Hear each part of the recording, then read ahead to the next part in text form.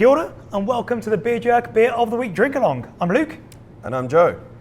This week we are drinking Flyover State from Deeds in Melbourne.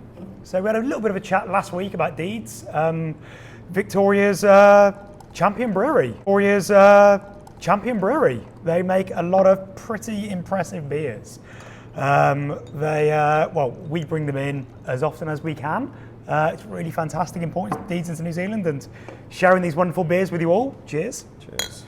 So they're known for having a fantastic core range. So a lot of the stuff like, what are some of the good core range beers? Oh, well, they have XPA draft pre-game that we had 2 weeks ago. Yep. But also their huge imperial stouts, their barrel age series that we talked a bit about last week, and then their wild fermentation program is also pretty incredible. So kind of good at everything really, and what sounds like a really amazing tap room that I still haven't visited, but I was reading about their Wagyu steaks and all kinds of interesting great food that they have there as well as beers, so looking forward to stopping in. This beer is Flyover State, which is named over the Flyover States, so basically most of central USA, places that people might not pay a visit to, but is the breadbasket of the USA, where all the grain is grown and all of the wheat. So this is a white IPA, pretty wheaty. Yeah, lots of wheat. And there's those US hops just lending that sort of big citrus hit. A lot of grapefruit in there. Nice sort of way to kind of balance it out against the body the wheat's giving. Yeah. It seems like for some reason New Zealanders don't like wheat beers. Maybe that's changing a little bit now, but still there are almost no breweries making Hefeweizens or any kind of German-style wheat beers or Belgian wits really. And it's always kind of confused me why there's such an aversion to wheat here. I don't know if there's some story that I don't know about that happened before I moved to New Zealand with some horrific wheat beer that was made by some brewery. But it's just wheat beers are just not popular in New Zealand, but I love them.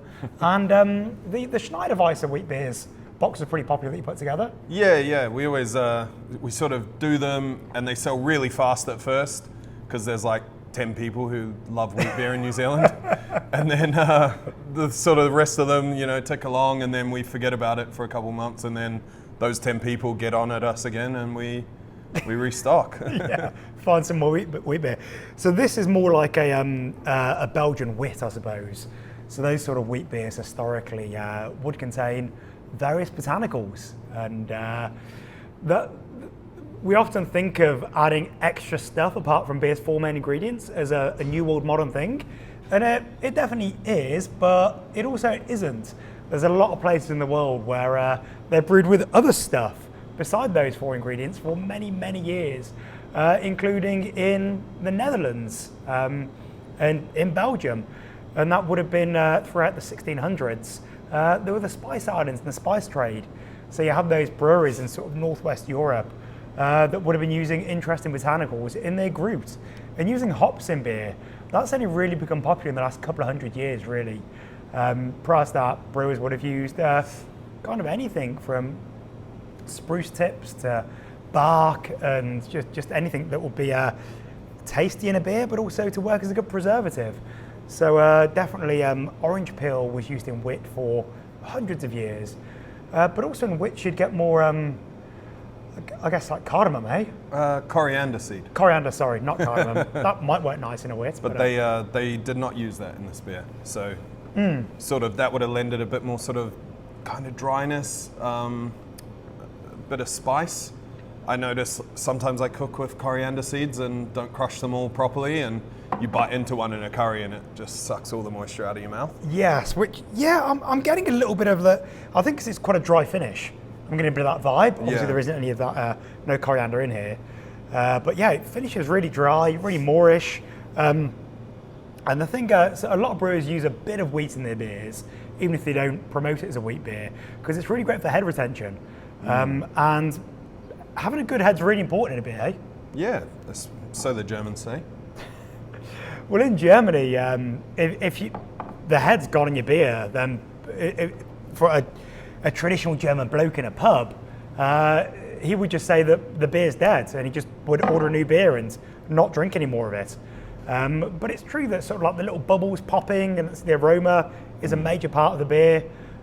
So yeah, wheat acts as a really great agent for head retention in beer, and is used in a lot of hazy IPAs especially to give it body. But yeah, Spirit's got a good body to it, real dry finish. Yeah, lovely mouthfeel. Got a lot of that sort of wheat character, like it's real pillowy, but you get sort of some of that sweet, slightly Hefeweizen-y kind of notes, like a little bit of banana or something in there. But yeah, the hops pretty quickly smash that, and yeah, and that Idaho 7 citrus, pretty obvious in there. Yeah, solid beer, good work, Deeds. And we are here at our glamorous warehouse bar, the Fridge and Flagon, and we've just been listing a few events. So keep an eye on our social media for stuff that's coming up.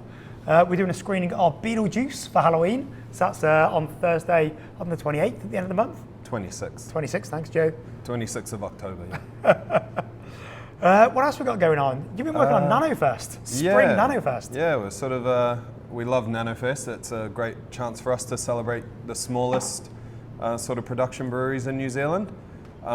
So that's it's always fun, you know, well, choosing the beers, and then not so fun organising 12 of the smallest breweries in New Zealand, because they don't have all that much availability all the time and things like that. But yeah, so spring's coming. We're sitting outside again at the Fridge and Flagon, so it'll be a great time to get some delicious kegs in and celebrate the warmer weather.